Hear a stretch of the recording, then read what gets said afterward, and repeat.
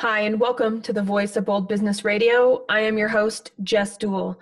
Today, we're talking about the power of reflection. And there are a lot of different ways to look at reflection. Today, specifically, we're going to be talking about what it is, why we do it, big whys, not little whys, and the fact that really we have rhythms everywhere. And when we reflect and we find our rhythms, it sets us up to be able to do what we need to do better, faster, more efficiently.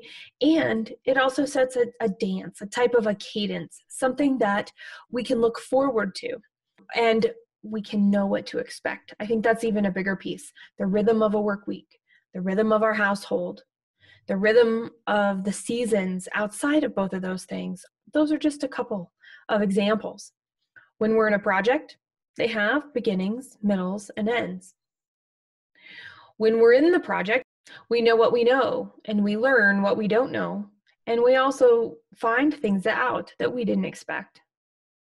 So when we weave in reflection along the way, distractions become clear, obstacles to address in the moment to get us to where we're going become clear, and getting to the results that we want become even more possible and probable.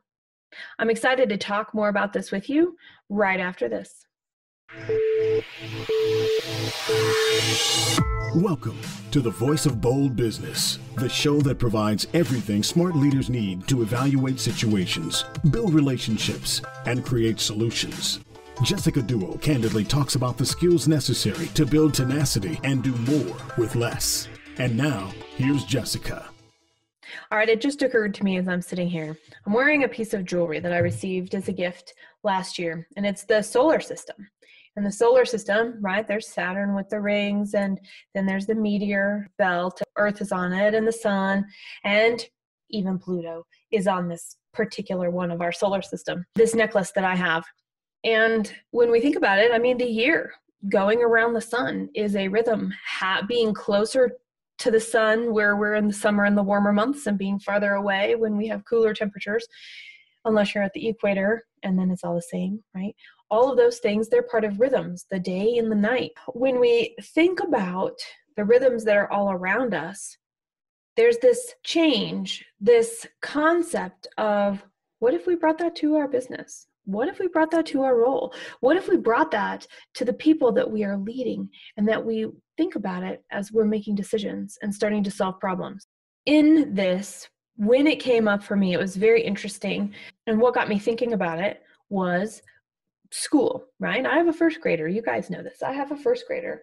And my first grader is in the midst of different festivals and celebrations all the time, assemblies, things that we think and we do. And the stories that go with these festivals are deepening the awareness of these kids. And if you think about it, think about the tradition in your house. Think about the traditions that you grew up with. Think about the things you choose to participate in. These are rhythms, the things that we do every year, the things that we don't do every year. Maybe there are things we do every month. And the reason I'm bringing that up right now is because this concept of reflection starts with the ability to recognize where in a rhythm and what rhythms exist for us. And so the first thing to notice as I was preparing for this, I'm like, oh yeah, whether we're talking about the solar system, whether we're talking about our business, whether we're helping somebody with homework, whether we're mentoring or listening, where are we in a rhythm? What do the rhythms of our life look like? Because as leaders, we've got to hold not only our own rhythms, we hold the rhythm of business. You've heard me talk about this before too, this concept of knowing where you're going so that you can get to where you want to go. Everybody that I work with, the majority of time, leave out some or all of what it means to know exactly where you are right now. Where are you right now? Where is your company right now? Where is your team right now? We're so focused on the end goal, we forget to know if we're actually at the starting line, if we're at the 7-Eleven down the road, or if we're way out in the land of Pluto, going back to the solar system. When we can find the time, and really when we don't find the time, we will fail. So let me restate that. When we know what we're doing and where we are right now, we have this snapshot. We have this ability to make decisions with more information than we had at our fingertips. And why does this matter? This matters because when we know exactly where we are, we can shape the questions that we want to get us to where we want to go, to more clearly and more thoughtfully enjoy the journey. And maybe sometimes journeys aren't to be enjoyed. Sometimes they're just hard. The things that we must learn, the things we must deal with, the things that come up outside of our control. So we shape the question. So what have we talked about? We've talked about rhythms, recognizing them. We talked about shaping so we know how we can shape the question, which means we get to decide what rhythms actually allow us to hold the culture of the business and create the shared meaning that we want to continue, and what rhythms must fade away, be stopped, dropped, so that space for something different may emerge. All right, so when we shape the question, part of knowing exactly where we're at in relationship to reflection is to look back at a particular project. And this is where Jeffrey X. Lane, he's been on The Voice of Bold Business a few times. And when Scott and I were preparing for the show, we remembered that there's this great clip of Jeffrey X. Lane sharing 3 questions that we can ask to do a quick reflection and an evaluation. And we're going to play that for you right now. I always teach my students 3 questions to ask themselves after they've done a presentation. I ask them to note what works. It's easy to pick up on what you think don't work, but first question, what worked? And really write it down, really pay attention to it. Second question is one that they usually can answer really quite easily, what did not work? And the third question, which stimulates lifelong learning, is what could I do differently that it's a 10? And if you do that after every presentation, you'll eventually start learning and observing what's good about what you do and how you do when you do it, when you deliver or you do a presentation. And most people don't realize that almost every time that they're having a conversation, when you pick up the phone to answer your business call or you're going to the bank, you're actually making a presentation. It's kind of an all-encompassing set of skills, but that's where I would start. Yeah, so the 3 questions. What did we do right? Taking time to stop, ask a less intuitive question first to put ourselves in the mindset. Question 2, what went wrong? What could we have done better, right? As Jeffrey said, totally the easiest one to do because we are our biggest critics and our teams are, it's easier to identify what we would have changed than what we did right. And then the third question, what can we do different? In this particular case, he's talking about presentations, and we can expand that to communication, and we can expand that to client relationships, and we can expand that to projects because every project has a beginning, a middle, and an end, and every project that we have tends to build on other projects. So what can we do different? This creates a knowledge base. It creates a knowledge base of what skills we have, what skills we must improve before we start the next phase, the next project. Because we're going to need those same skills next time too. And if we're missing a skill set on our team, we must know it. So we're talking about shaping the question. We're talking about what the questions are to take stock and know exactly where we are right now. Here's an interesting thing though, as a leader, and this is outside of leadership, okay? Leadership are qualities that allow people to follow you and relate to you and like you and know you and trust you, things like that. One of the things that leaders deal with to be effective leaders are very astute at through practice and thoughtful intention and awareness are the concepts around patterns and the fact that patterns exist everywhere.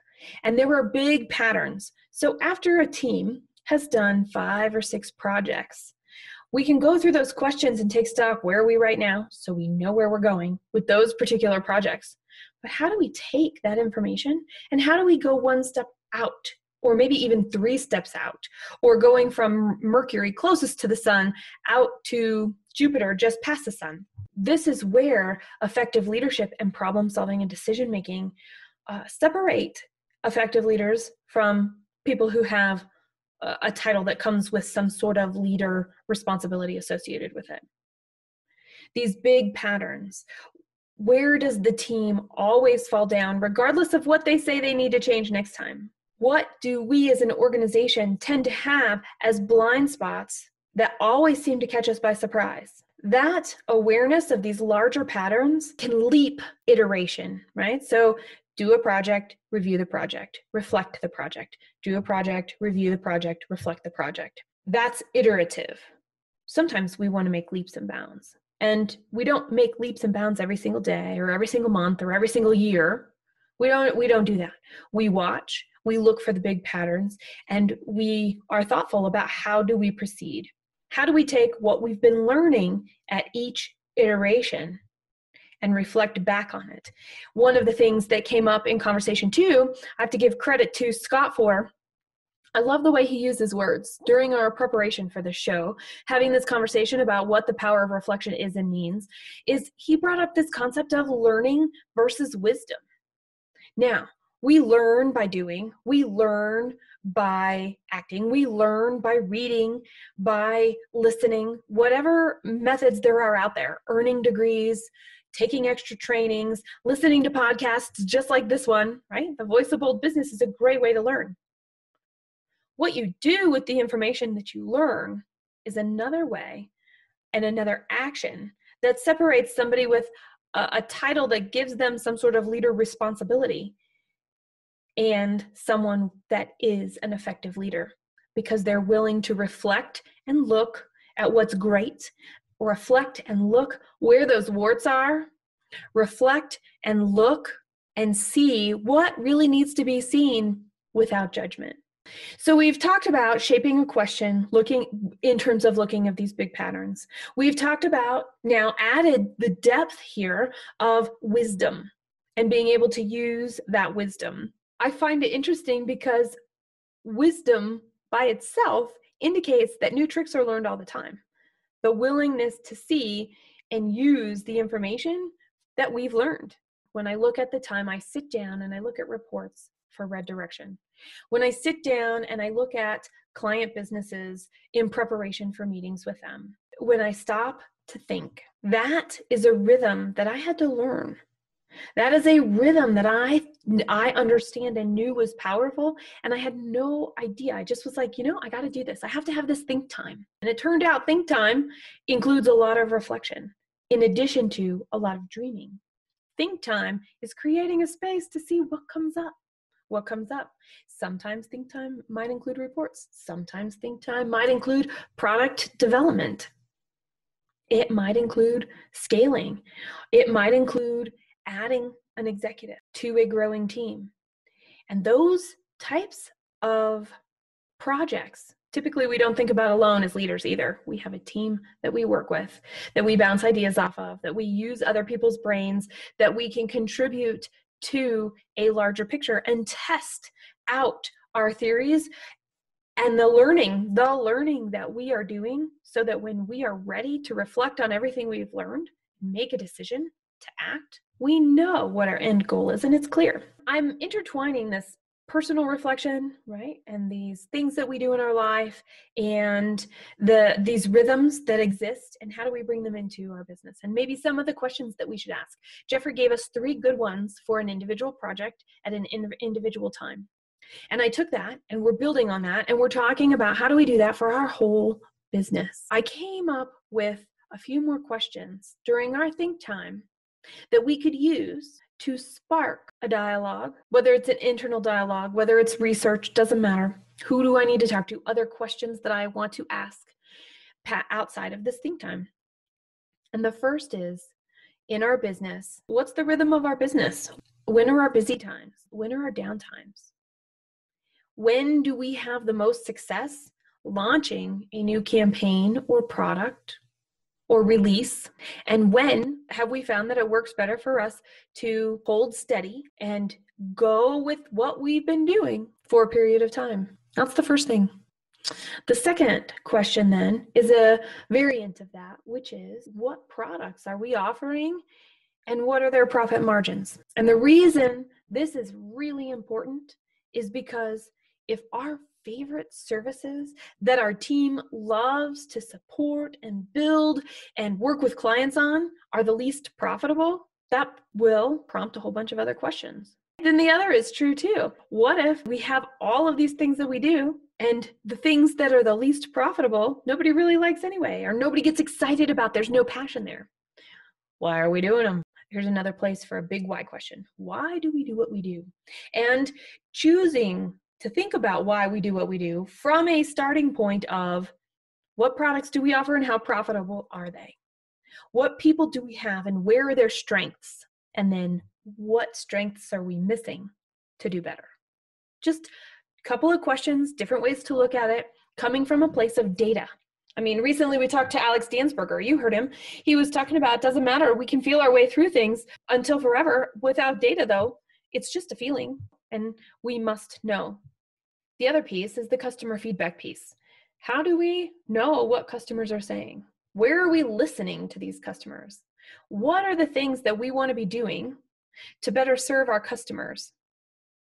And these are questions that can lead, this is one of my favorite places to work, because it's like, okay, how do we listen? How do we solicit? How do we continue to do market research all at the same time? Because how our customers interact with the world changes with technologies and experiences that are outside of what we have control over and can support them in. Yet, at the same point in time, when we are watching, when we are looking, when we are seeing how economies and technologies and situations that we find ourselves in drive the behavior of our customers, we know how to change to best support them, to stay competitive. We also know and can find out if those changes actually make sense for our business. I mean, this concept of doing one thing and doing one thing well is a really important piece. Red Direction can do all kinds of things. We have talent across our team where we can help people with their websites. We could help people with their email campaigns. We could help people with their website team and getting just some basic technical stuff done between meetings with another party. The thing is, though, that's not where our strengths are. Our strengths are bringing the team that I have put together to work on business problems. Anything outside of that is outside of our area of expertise. It would be like somebody coming to me and saying, hey, can you help me figure out what I need to do for getting a loan to get this project done? I can say, that skill is not on my team.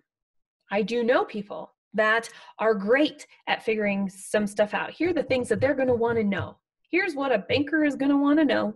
And here's what you've got. So let's figure out what else you need, put something together, and get you in front of your banker, or I'll introduce you to somebody. Those are the types of things where when we know what our limit is, we are automatically building in reflection. So we don't have to ever feel that we're spread too thin, or we've gone in too many directions, or we have too many verticals that have just enough different that we really need separate teams to run all of these divisions. Now, there are companies that do that, and they are very large companies, and they do it very well. Small companies, however, right, we're talking under 250 employees, we have a whole different set of, I don't want to say rules to follow, but different paradigms. The way that we think, the way that we do things, the access that we have to resources and how we use those resources is different. The structure is different. I mentioned it earlier about feeling, and there's heart. There is heart in this. What can we do to best serve our people? What can we do to best serve our customers? What can we do to effectively make decisions so that we have a business for us and our employees to come to tomorrow and the next day and the next day? And even further than that, heart gets into culture.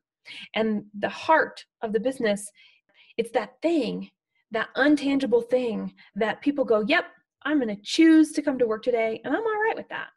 instead of, ugh, I'm choosing to go to work today and I wish I didn't have to. There's some value to being able to think about that in our reflection as well. Is the culture of our organization where we want it to be? What's the experience for working for us? What are those unwritten agreements that might be right in front of our faces that we never talk about, that actually get in the way of solving problems and serving our customers? Goes back to this wisdom.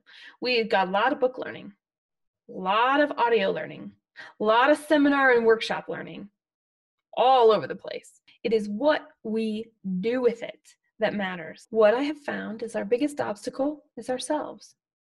All leaders out there working hard, putting things into action, reflecting, recognizing these larger patterns.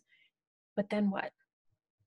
We probably have to learn more so that we can do more, so that we can reflect more, and we can access this wider net of wisdom in the form that it might, everything else comes to us, this piece of business that's called ambiguity, the unknowns that we are facing at any point in time. Reflection has two parts. We've been talking about this. We've been talking about reflection. It has data points.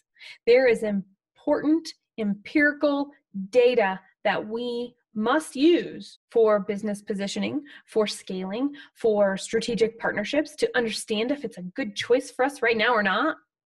Other parts are research-based. Let's go research. Let's go research this, figure out what we can figure out, and incorporate it into the things we're trying to decide. And then we have, does it fit the values of our company? Does it fit the culture of our company to do this, the way things are being done? And I have to admit, that last one is hard. It's hard because we cannot be all things to all people, and we want to both, again, it's getting in our own way as individuals, as team leaders, as company leaders, and as doing our best to serve our customers. And you've heard me say this before too. When we say no to a customer because it is in the best interest of us being able to have the quality of work that we expect to be able to deliver in a product or service, that's a reputation thing. I would much rather have somebody be unhappy with me because I said, no, I cannot do that for you. My team cannot do that for you. That is outside the scope of what we can do. Then take something on and have them be unhappy with us because we did a poor job. We could not deliver on what we said, or we spread ourselves too thin. So when we're thinking about a rhythm of business, we've got to think about, what do we want? When do we do our planning for our budgeting for the next year? When are we busy or not busy so that we know when we're running campaigns? Where do we need extra resources? What are the things that are important to our business in the year? And then on top of that, we must do these check-ins to make sure that these rhythms are true and they're staying the same, because just like our waistlines or our feet or our ears, depending on, whatever, they change over time. And our businesses will change over time. One way that we get in our own way is taking for granted that things will be the way they are. Let's think about what else is important. These check-ins that we do, the check-ins that we have that will make sure business is on track. We know where we are now. We're checking in and we're doing reviews so we know where we are now, because we know where we're going. We're on that path. Where are we now? And do we need to shift our path? Where are we now? And is it what we thought it would be to get to where we're going? All those are really important questions. When we think about business reviews, there's 7 things and places where we can get in our own way doing these business reviews in our rhythms. And the first is, we tend to make decisions in vacuums. When we do this think time, we might get stuck in our comfortable chairs. So what do we have in place? And the questions that were asked earlier, the bigger questions, are a way to make sure that we're including different opinions and we are outside of a vacuum. 2 is the think time, the importance of space. Space for thinking to occur. Thinking is not fast. It is not reactionary. It takes time. And when we're out of practice, when we react, we're reacting all the time and fighting fires all the time. When we have think time, there is a whole process to get into actually having think time that is beneficial the way that you expect it to be. Also, scaling. When do we need extra resources? How many? For how long? Because sometimes we scale for the wrong reasons. Sometimes we outsource and we think it's a short-term thing and it turns into a long-term thing. Well, the more we know, the more we can evaluate, the more we can make decisions. So did we scale effectively? Do we still need that type of scale? And are we going in that direction? Does it change our needs? We also tend to evaluate ideas based off of what we think we need, and what we think we need may be different than what our teams think we need. And so are we measuring the outcomes to be able to go to overlay the outcomes we want, the results that we're getting, with the things we think we want? And then this is a hard one. Well, we've always done it this way, so we're going to keep doing it that way. Part of reflection, part of finding the rhythms, is knowing when they change and the things we're doing aren't necessary anymore. And when we forget about our vision and our mission, we're leaving out a core piece of what we do. And then being able to allow our people the authority to also think instead of just respond or check off a list, which are very necessary functions. Please know that they're very necessary functions. Yet when there's some think time involved there, the ideas that will come up to solve problems will be more complete. They will have all of the pieces necessary to figure out what else needs to happen to find out if it's a good idea right now or sometime in the future or not at all. These things are really important in terms of reflection as well. I will put up in the program notes an image of the 7 things that I just talked about so that you have that. You also have the questions that will be in the program notes for what Jeffrey shared in the clip that we have. Also, the questions that I posed for us to incorporate into our reflection. And you will find those program notes at thevoiceofboldbusiness.com/P109. That's voiceofboldbusiness.com/P for program 109. You can also search the voiceofboldbusiness.com website for the power of reflection. Now that you've listened to this, things will have come up for you. There may be some things that you're like, oh, I get that. And then there are going to be some things that you're like, nope, she's totally wrong. Haha, in both cases, reflect on them. What's behind that thought? See what comes up. I want to know. I want to know. So you're tuning in here. Subscribe on iTunes, iHeartRadio, Stitcher, whatever your preferred platform is. We have many listed at the Voice of Bold Business, so you can have content delivered every Tuesday and Friday to your listening queue as we produce and release more programs. So share your experiences. How do you reflect? And what was your biggest challenge working up to this? Or what challenges are you facing using reflection and the rhythms that we find in our business to serve us and build and grow our businesses? Remember the importance and the power of reflection. Subscribe at thevoiceofboldbusiness.com and get more information, program notes, and past episodes. Bold leaders approach each situation and focus on action to achieve a higher level of leadership. Jessica Dewell, your business advocate, is the host of the Voice of Bold Business Radio. Thank you for joining us.